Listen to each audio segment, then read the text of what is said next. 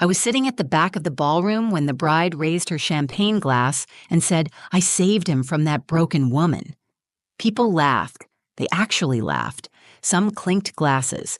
Others nodded, smiling like she had just delivered the punchline of the night. I could feel my face flush, not from shame, but from the heat of every buried memory rising to the surface. My stomach turned, but I stayed seated. I didn't cry.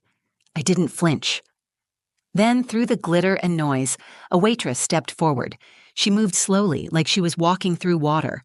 She reached the center of the room, right by the head table, and without saying a word, she took off her cap, held it in her hand, and looked directly at the bride. "I'm his daughter," she said, "and I have something to say." The laughter stopped. The bride's face dropped, drained of all color. Her mouth stayed open, but no words came out. Just silence. Pure, sharp silence. And that's when everything changed. You ever get that gut feeling that you shouldn't be somewhere? That tight pull in your chest that says, "Turn around"? That was me, sitting in my car outside the Ridgewood Grand Hotel, clutching an ivory invitation with gold trim and shaking hands. It came in the mail a month ago. No return address. Just my name, Amara Lane, written in neat calligraphy I didn't recognize. I almost threw it away. Who sends an ex-fiance's wedding invite to the woman he left behind? At first, I thought it was a mistake. Then I thought maybe it was some weird olive branch or a test. But the truth? Deep down, I knew what it was. An announcement. A warning. A way to make sure I knew that Gavin Reese, the man I spent 6 years building a life with, was officially erasing me. I hadn't seen him in 3 years, not since he left our apartment in the middle of the night after I lost the baby. He didn't even look back, just said he couldn't live in sadness anymore, packed a duffel bag, left a note, and vanished. But it wasn't just me he left. It was her, too, Lila, his daughter, from a woman who walked out years before we met. She was 5 when she came to live with us. From the second she held my hand and called me Mommy, I stopped being just someone who loved Gavin. I became someone who belonged to her. And when Gavin left, Lila stayed. Not by accident, by choice. For months, I was a shell. Waking up felt like dragging myself through cement. The silence in our home was unbearable. Every photo, every song, every corner of the apartment held echoes of a family that barely got a chance to exist. There were days I couldn't even pick up the phone. I stopped answering friends. I stopped looking in mirrors. But I still packed Lila's lunch. I still braided her hair. I still helped her study for spelling tests while trying not to let her see me cry. One night, I was sitting on the bathroom floor shaking after yet another call from a debt collector when Lila knocked on the door. She was 10, barely up to my ribs. She pushed the door open, sat down next to me, and handed me a peanut butter sandwich. "You forgot to eat," she said. I think that was the moment I realized I wasn't alone, and if she wasn't giving up on me, I couldn't give up on myself. It took 2 years of therapy, odd jobs, and nights reading self-help books just to feel human again. But slowly I found pieces of myself I'd forgotten I had. I started designing again, websites, logos, anything I could get freelance. I moved us into a smaller place, closer to Lila's school. I even laughed again, real belly laughs, the kind you feel in your ribs. They were rare, but they came. When the invitation arrived, I left it on the kitchen table for days. Lila was the one who finally picked it up and read it out loud. Her voice didn't shake. "You should go," she said. "Not for him, for you." "For what?" I asked, exhausted. "So I can watch him start a new life with someone prettier, richer?" "No," she said. "So he sees what he lost." I looked at her. 16 now, wise beyond anything I'd ever been at her age, and suddenly I realized she wasn't just talking about Gavin. She was talking about me. I was still treating myself like the broken version he left, but she saw someone stronger, so I said yes. Uncle Joe, who helped raise me after my mom passed, agreed to drive us. He never liked Gavin. Said his smile came too easily and his eyes stayed too still. I asked him to sit in the back row with me. I didn't want to be seen, just there. Just visible. I didn't know what I was walking into. I expected awkwardness, maybe a few whispers. What I didn't expect was a setup, a staged humiliation dressed in white lace and gold chandeliers. But I'll get to that.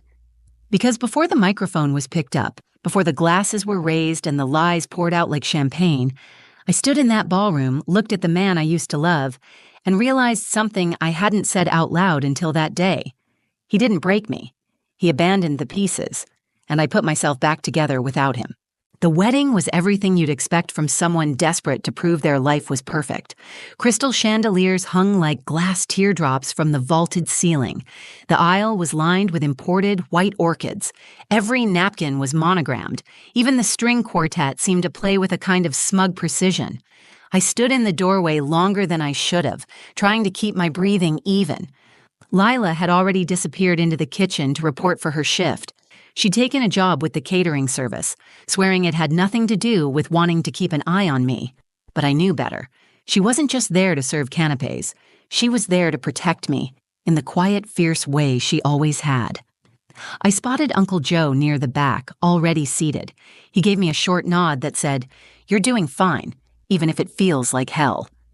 I slipped into the seat beside him, folded my hands in my lap, and tried not to look toward the altar, but I saw him. Gavin. He looked almost exactly the same. Broad shoulders, that stupid, practiced half-smile. He was shaking hands with someone, holding a whiskey in the other. If you didn't know him, you'd think he was warm, magnetic. But I knew the quiet distance behind that smile, the way he used charm like armor. I knew what he looked like the night he left. Shallow eyes and silence, not a single glance backward. Then I saw her. Serena Vale, all white silk and gleaming blonde hair, laughter that was just a little too loud, a little too pointed. She leaned into Gavin like she was posing for a magazine cover. Every movement seemed choreographed to say, "Look at what I have. Look at what she never could be." They exchanged vows in front of a giant floral arch. Gavin's voice didn't waver once. I kept my head down, chewing the inside of my cheek just to stay grounded. The crowd applauded as they kissed. Serena turned toward the guests, beaming like she'd just won something. Then the reception began. Glasses clinked. Waiters flowed like clockwork through the crowd. People laughed, gossiped, admired each other's dresses. I sat quietly, sipping water, forcing myself to stay present. Lila passed by once with a tray of bruschetta. Our eyes met for a brief second. She winked. "You okay?" Uncle Joe whispered. "Still breathing," I said. Then came the toasts. Best man, maid of honor, a cousin, all the usual stories. How Gavin was a great guy, how Serena had turned him into a better man. I almost managed to tune it out until I heard her voice. "I want to say something." It was Serena, standing at the head table holding a flute of champagne. Her eyes sparkled in the lights, but there was something sharper behind them. She didn't look at Gavin. She looked at the crowd, and then at me. When I met Gavin, he was a good man, but he was hurt, damaged, by someone who didn't know how to love him right, a woman who was too broken to see how lucky she was. I froze. My skin flushed hot and cold at the same time. The words hit me like a slap in a silent room. "She almost ruined him," Serena continued with a laugh so light it made my stomach churn. "But I saved him. I healed him. And today, he's finally where he belongs." Laughter followed. Real laughter. People toasted. Glasses clinked. A few even clapped. Uncle Joe muttered something under his breath. I couldn't move. Every part of me screamed to stand up, to speak, to scream even, but I didn't. I just stared at her. This woman who knew nothing about the nights I held Gavin's hand while he cried about losing custody of Lila. Nothing about the mornings I woke up early to write cover letters for his job search. Nothing about the ultrasound photo I buried in the back of my drawer, the one I never got to frame. She didn't save him. She just arrived after he'd already run. And that's when I noticed the movement near the kitchen. One of the waitresses had stopped walking. She was staring directly at Serena, her jaw tight, fists clenched. It was Lila. She stepped forward, shaking but steady, and began to walk, past the tables, past the clinking glasses, straight toward the mic. I watched her shoulders rise and fall. Then she took off her server's cap, held it in her hand, and said in a voice louder than I'd ever heard from her, "I'm his daughter, and I have something to say." The room fell dead silent, and I knew, in that moment, the night was far from over. "I'm his daughter, and I have something to say." Lila's voice cut through the room like glass on polished marble. Every champagne flute froze mid-air. Every conversation stopped mid-sentence. The silence was thick, confused, electric. People turned in their chairs. Some whispered. Serena's smile twitched, her hand still frozen around her glass. Gavin turned slowly in his seat, staring at the girl in the black apron and white button-up shirt who had just unmasked every lie he'd built this night upon. Lila stood beside the dance floor, her cap clutched tightly in her hands. Her curls had fallen loose from her bun. Her chest rose and fell as if each breath had to be pulled from somewhere deeper. "She's not just the woman you're mocking," she said, her voice cracking at the edges. "She's the woman who raised me." Serena blinked, confused. "Wait, what?" "I'm Gavin's daughter," Lila said again. "From before he met you, from before he ran away, from before he pretended we didn't exist." The air changed. A few people gasped. I saw one of Gavin's cousins slowly lower his phone, like he wasn't sure if he should keep filming. Lila took a step forward. She wasn't reading from a speech. This wasn't planned, but it was truth, and it had weight. "He left when I was 11. Not just my mom. He left me. Didn't call. Didn't write. Just disappeared. And you want to call her broken?" Her eyes flicked to Serena, who looked suddenly very unsure of her footing. "I watched her work 2 jobs so I could have food. I watched her cry in silence so I wouldn't hear. And when people asked me where my father was, I said he was away on business because I didn't want anyone to know he chose not to love us." Someone near the front covered their mouth. A waiter stopped walking, tray hovering mid-air. Gavin finally spoke. His voice was low, cautious. "Lila, not here." "Oh, now you remember my name," Lila snapped, stepping closer. "When I sent you birthday cards, they came back unopened. When I emailed you to say I missed you, you didn't reply. You didn't even block me. You just ignored me. And now you're standing here letting this woman talk about my mom like she's trash?" He looked at me then, and for the first time his expression cracked. I didn't feel pity. I didn't feel revenge. I felt clarity. I wasn't the one who should be ashamed. "She didn't break you," Lila continued, her voice shaking but rising. "You broke yourself, and then you tried to bury us like we didn't exist." Serena looked around, eyes darting for support but found none. She turned back to Gavin. "Is this true?" He didn't answer. He just stared at his daughter like a stranger had walked in wearing his last chance. Lila walked toward me. Every step she took felt like a thunderclap in my chest. She reached for my hand. I stood, my fingers wrapped around hers, and in that small gesture, something inside me that had been dormant began to stir.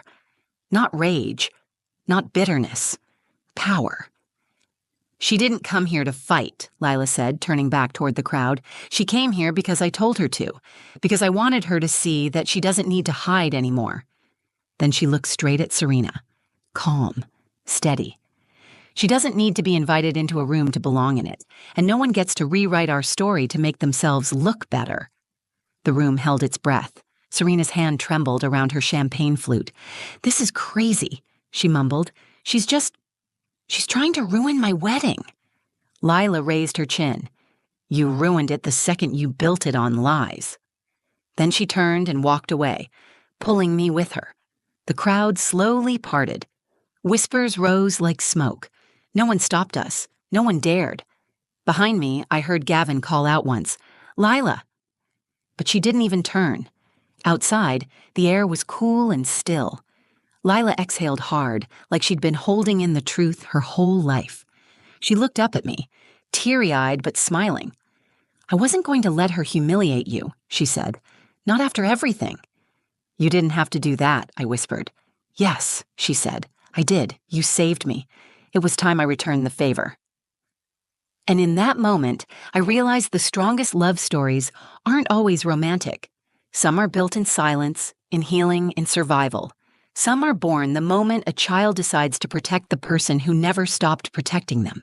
We hadn't even made it halfway down the hallway when someone behind us called out, sharp and panicked. "Wait!" It was Serena. She'd followed us out of the ballroom, dress trailing like a shredded veil of pride behind her. Her perfect curls bounced as she quickened her steps, but she didn't look perfect anymore. Her mascara had begun to smudge. Her hands were shaking. For the first time that night, she looked real and scared. Lila turned around first. I stayed still, unsure what this woman could possibly say that would matter now. "You can't just do that," Serena snapped. "You can't just hijack my wedding and humiliate us." "Us?" Lila said, eyebrows raised. "I didn't say anything that wasn't true." "You could have handled it privately." "No," I said, stepping forward. "You could have handled it privately, but instead you stood in a room full of strangers and tried to turn me into a villain." Serena blinked. Her eyes darted between us, looking for some foothold she'd lost. "I didn't know he had a daughter. I didn't know he—" "Did you ask?" Lila interrupted. "Or did you just believe the story that made you feel superior?" Serena opened her mouth. Nothing came out. Then Gavin appeared behind her, his jacket unbuttoned, tie hanging loose. His expression was different now, not cold, not composed, just exposed. "Lila," he said, quieter this time, "I never meant for this to happen." She turned to him slowly. "Which part? Me being born? You abandoning me? Or watching someone else raise me while you vanished?" He flinched. "I thought I was protecting you," he mumbled. "You thought disappearing was protection." He looked at me then, the first direct eye contact since we'd arrived. "I was broken, Amara," he said. "You know I was." "I was too," I answered, "but I didn't leave." And there it was. The sentence that changed the air between us. Because no matter how many years had passed, no matter how many ways he tried to reframe it, he knew it was true. He ran. I stayed. "I can't take it back," he said quietly. "No," I said. "You can't." Lila's voice broke the silence again. "You know what I used to tell myself? That you were dead. That maybe something happened to you and that's why you didn't come. Because the truth, that you were alive and just didn't care, was worse." Gavin's mouth opened, then closed again. He looked down at the floor, at his feet, at the trail of choices he'd tried to forget. And then, something happened I didn't expect. Lila stepped forward. She didn't scream. She didn't run. She just looked him in the eye and said, "I forgive you." He looked up, startled. "Not for you," she said. "For me, because carrying your absence has been exhausting. I'm done." He swallowed hard, nodding once, eyes glassy. "You're incredible, you know that." She smiled, soft and sad. "I know. She made me that way." She pointed to me, and that moment, that simple gesture, was louder than any mic drop. It was the truth laid bare, with no glitter, no whine, no forced smiles. Just a daughter choosing her mother in front of the man who had left them both. Serena stepped back, arms folded. "So what now? You just walk away and pretend you didn't wreck the night?" Lila tilted her head. "You wrecked it the moment you tried to build it on lies." And I added, "If you wanted a perfect story, you should have picked someone with nothing to hide." We walked past them, out into the night. The sky was wide and deep above us, clouds stretched like pulled cotton. It had started to drizzle, but none of us cared. The kind of storm we'd just weathered couldn't be measured in weather. Uncle Joe was waiting by the car. He looked at us, at Gavin still frozen in the entryway, and nodded slowly. "Guess that's what you'd call a mic drop moment." Lila laughed, and I joined her. It wasn't bitter. It wasn't forced. It was real. In that moment, I felt light. Not because anything had been fixed, not because Gavin finally understood what he lost, but because I knew who I was. And Lila knew who she was, and now, so did everyone else. The next morning, the headlines started to spread, not in the tabloids or newspapers, but in the way these things move now. Quiet clips on TikTok, grainy wedding footage posted anonymously, short videos titled, "Waitress Shuts Down Bride's Insult with Epic Speech." I didn't watch them. I didn't need to. I had lived it. People messaged me, friends I hadn't heard from in years. Some apologized for losing touch when things fell apart. Others just said, "You were so brave." But the funny thing is, I didn't feel brave. Not really. Not in the spotlight, not when Serena mocked me, and not even when Lila stood up and told the truth. I felt like someone who had finally stopped trying to disappear. Gavin never followed up. No phone call, no apology, no last-ditch effort to explain himself. I think he knew there was nothing left to explain. His story was written in the silence that followed his absence. And we were done reading it. Serena's name popped up in the gossip circles for a week or two, enough to make it clear she'd become the punchline of her own party. I heard from someone at the venue that she left the reception early and never came back for the honeymoon send-off. Apparently, she moved out within the month. Whether they broke up or stayed together, I didn't care, because this story was never really about them. It was about us, me and Lila, and what we became when the people who were supposed to protect us left. After that night, something shifted in our home. It was quiet but powerful. Lila was different, stronger. She walked taller. She didn't apologize for taking up space. I caught her practicing her speech in the mirror one night, not out of vanity, but preparation. She told me she was thinking about starting a podcast. For girls who think they don't have a voice, she said. And me? I started something too. I'd always been afraid to talk publicly about what happened. There's shame in being left. People look at you like you're contagious, like your pain is a warning. But after the wedding, I realized something. I wasn't weak because I broke. I was strong because I rebuilt. So I started writing again. First just notes, then essays. I sent one to a parenting blog. It got published. The comments poured in. Mothers, daughters, women I'd never met, all saying the same thing. Thank you for saying what I couldn't say out loud. That turned into a blog, then a small community group. A few months later, I registered a nonprofit, The Second Thread, a space for women healing from abandonment, divorce, emotional abuse. We host circles, provide counseling, help them write their stories, literally and figuratively. I didn't expect it to become what it did. I just wanted to offer women a space where silence wasn't the only option. But the most powerful part of all of this wasn't the public closure. It was a quiet moment in our kitchen. One night in January, I was washing dishes. Lila sat at the counter, flipping through her notebook, legs swinging off the stool. She looked up at me and said, out of nowhere, I used to wish my real mom had stayed. My hands paused in the sink. But now I get it, she said. Maybe she left because I was supposed to end up with you. I didn't say anything. I couldn't. I just turned around, dried my hands, and pulled her into a hug so tight I think I breathed her in. Sometimes life doesn't give you the story you thought you wanted. Sometimes it tears pages out mid-chapter and leaves you to guess the ending. But sometimes, when you fight, when you love hard, when you stay, you get something better. You get to write a new story. And the best part? You don't need anyone's permission to start. If this story moved you, if it reminded you of your own strength or the power of someone who stood by you when others didn't, take a second and give this video a like. Share it with someone who needs to hear that broken doesn't mean worthless, that walking away doesn't make you strong, staying and healing does. And if you've ever had to rebuild yourself, if you've ever been the one holding the pieces together when someone else dropped them, leave a comment. Tell us your story. You never know who's reading and needs your words. And hey, if you want more true stories that hit deep, that remind you you're not alone, make sure to subscribe to the channel. New stories drop every week, and they're all about resilience, truth, and the messy beauty of being human. Thanks for watching. And remember, you don't need to be invited into someone's fairy tale when you're already writing your own.